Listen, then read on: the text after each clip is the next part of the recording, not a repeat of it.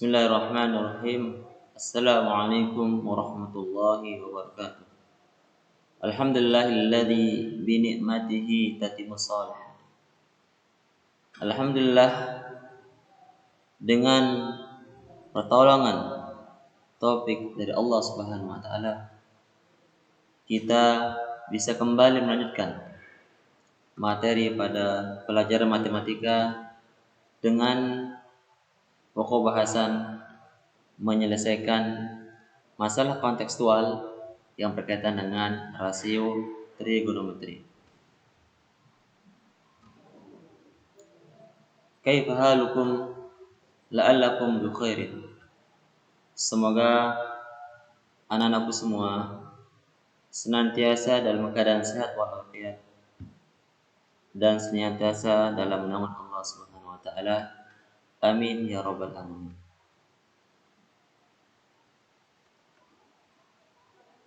Sebelum kami menyampaikan materi terkait dengan menyelesaikan masalah kontekstual rasio trigonometri, maka kami ingatkan kepada anak semua, yang pertama, untuk senantiasa berdoa, meminta perlindungan kepada Allah Subhanahu wa taala. Kemudian yang kedua, senantiasa meminta kemudahan terhadap apa yang kita lakukan, terutama dalam hal menuntut ilmu, supaya apa? Supaya Allah berikan kita kemudahan dan diberikan ilmu atau pengetahuan yang bermanfaat dan bisa kita amalkan dalam kehidupan sehari-hari. Kemudian yang ketiga, hendaklah kalian senantiasa memurajaah pelajaran atau materi yang sudah kalian pelajari. Barakallahu fikum.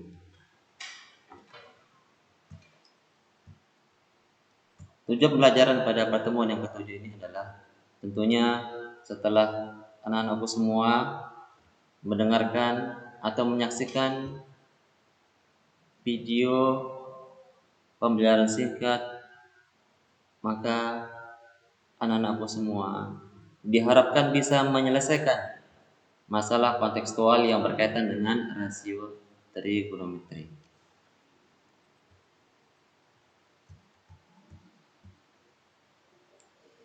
Menyelesaikan masalah kontekstual yang berkaitan dengan rasio trigonometri memiliki manfaat dalam kehidupan sehari. Kita lihat, perhatikan contoh gambar yang kami tayangkan. Yang pertama adalah gambar masjid, kemudian ini gunung, ini ada kali besar. Nah, apa manfaatnya? Tentunya setelah kita mempelajari tentang rasio trigonometri ini, maka kita yang pertama bisa menghitung tinggi menara masjid tanpa kita harus naik. Kemudian bisa kita menghitung tinggi gunung tanpa harus mendaki, atau bisa mengukur lebar sungai tanpa harus menyeberang. Tentunya dengan menggunakan konsep dari rasio trigonometri.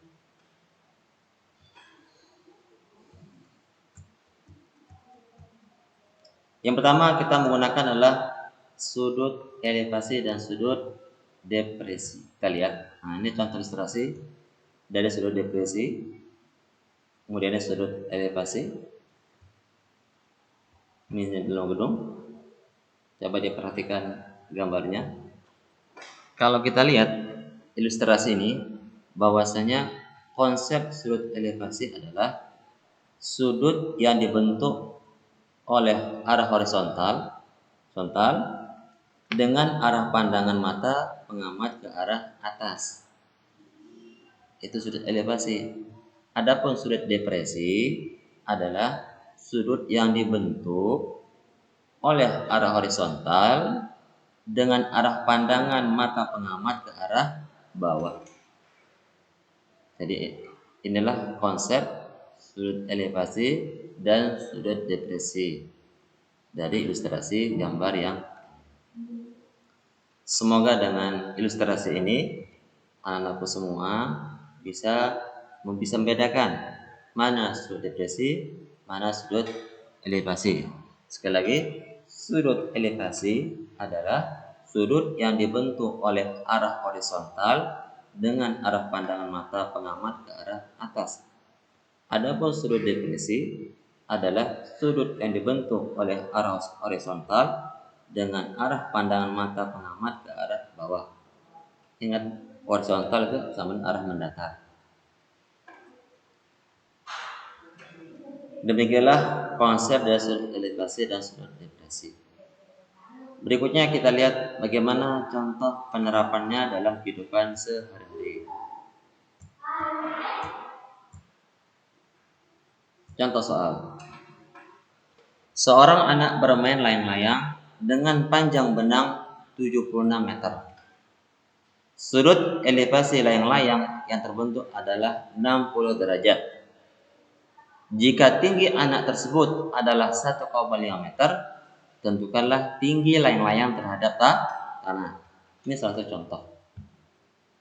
Kita lihat bagaimana penyelesaian dari permasalahan ini. Kita lihat sama-sama. Jadi sekali lagi, silakan anak semua perhatikan permasalahannya.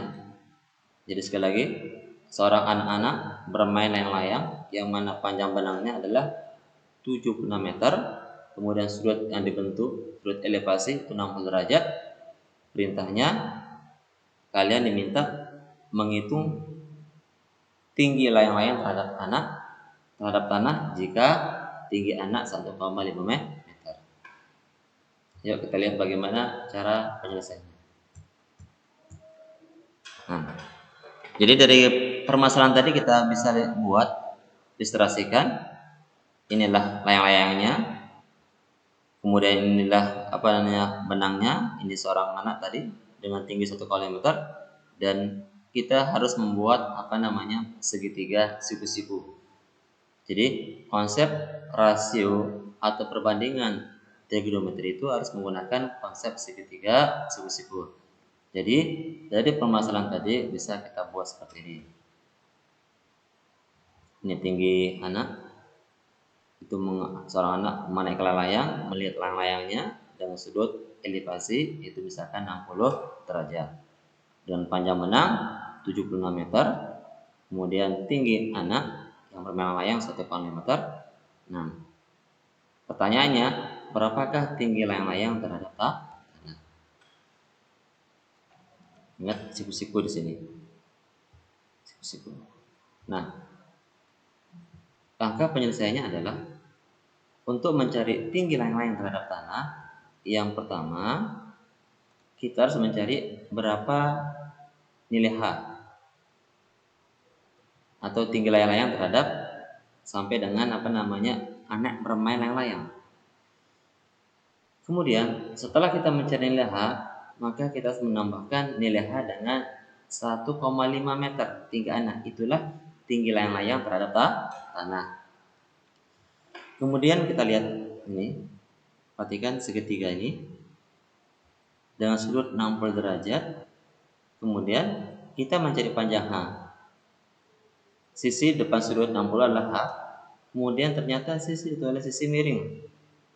Nah, konsep depan sisi miring adalah menggunakan konsep sin.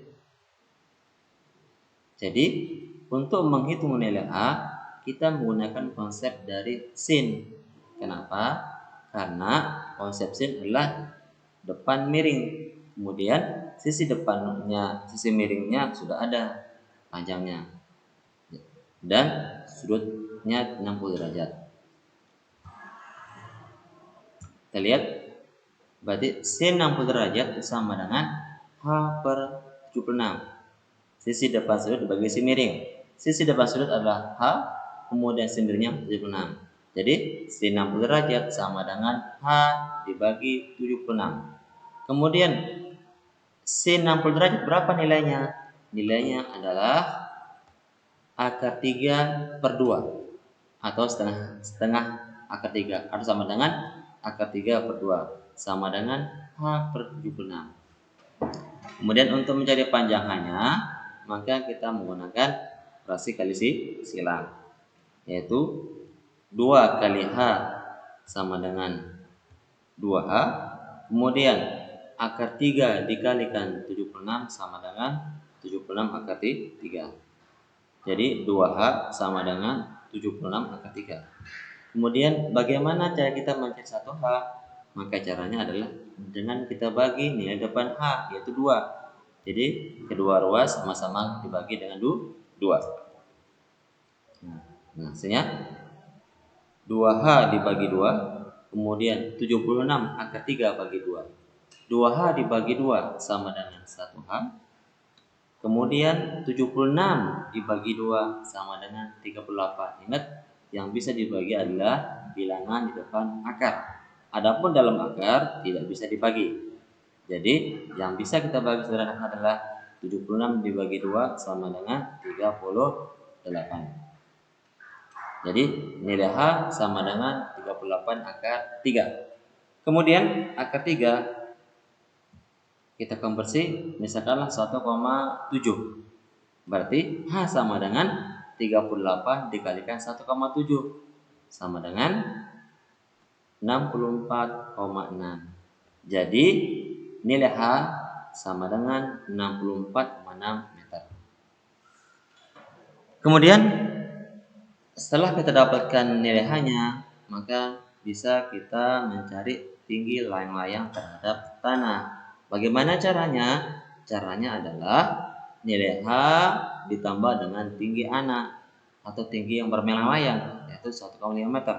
Jadi tinggi layang-layang terhadap tanah adalah 64,6 ditambah 1,5. Kita peroleh hasil 66,1. Jadi tinggi layang-layang terhadap tanah adalah 66,1 meter.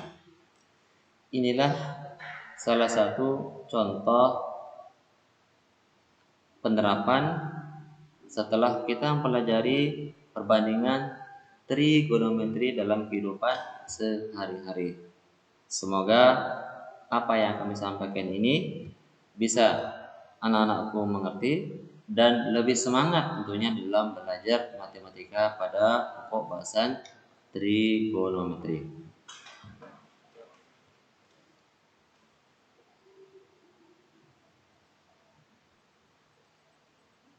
Kemudian terakhir, tugas buat anak semua adalah tentunya setelah anak semua mencatat contoh soal tadi, maka anak semua diminta untuk mengerjakan contoh soal sebagai bentuk evaluasi apakah anak-anakku semua sudah mengerti atau belum.